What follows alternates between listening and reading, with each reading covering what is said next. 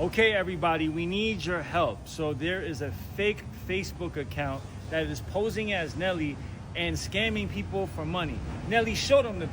fake account. This one right here. Nelly និង China Mark ដែលជាអ្នកបង្កើតមាតិកាជាជនជាតិខ្មែរនិងចិនដ៏ល្បីអំពាវនាវឲ្យសាធារណជនមានការប្រុងប្រយ័ត្នពីការខាតបង់ប្រាក់កាសក្រោយមានអ្នកលួចបន្លំបង្កើតគណនីคล้ายៗដាក់ឈ្មោះរបស់ពួកគេដើម្បីទាមទារការគាំទ្រពីមហាជនតាមការអំពាវនាវរបស់ពួកគេបានឲ្យដឹងថាថ្មីនេះមានទំព័រ Facebook คล้ายៗនិងកំពុងមានអ្នកតាមដានប្រហែល 12,000 នាក់បានក្លែងបន្លំខ្លួនជា Zhang Nelly ដែលបានបង្ហោះពីសកម្មភាពជាច្រើនរបស់ពួកគេជាមួយនឹងការបង្ហោះទាំងនោះគណនីคล้ายៗនោះក៏បានបន្លំជាពួកគេដោយប្រើប្រាស់រូបភាពទទួលការបរិច្ចាគពីមនុស្សនានាឲ្យផ្ញើលុយតាមរយៈ ABA ផងដែរ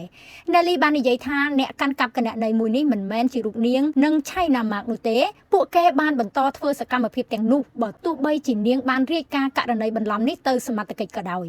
សូមជម្រាបជូនថា Nelly គឺជាក្មេងស្រីម្នាក់ស្ថិតនៅក្នុងជំរំជនភៀសខ្លួននៅខេត្តជាប់ព្រំដែននាងខ្លាចទៅជាក្មេងស្រីដ៏មានប្រជាប្រិយភាពម្នាក់នៅពេលដែល China Mark ដែលជាអ្នកបង្កើតមាតិកាជាជនជាតិចិនដ៏ល្បីបានជួបសម្ភាសនាងពីជីវិតភៀសខ្លួនព្រោះតែសង្គ្រាមនៅតាមព្រំដែនបច្ចុប្បន្ន Nelly កំពុងសិក្សាពេញម៉ោងនៅខេត្តសៀមរាបខណៈពេលទំនេររបស់នាងគឺបង្កើតមាតិកាថ្មីៗនិងមានប្រយោជន៍ជាមួយ China Mark និងចូលរួមកិច្ចការងារសង្គម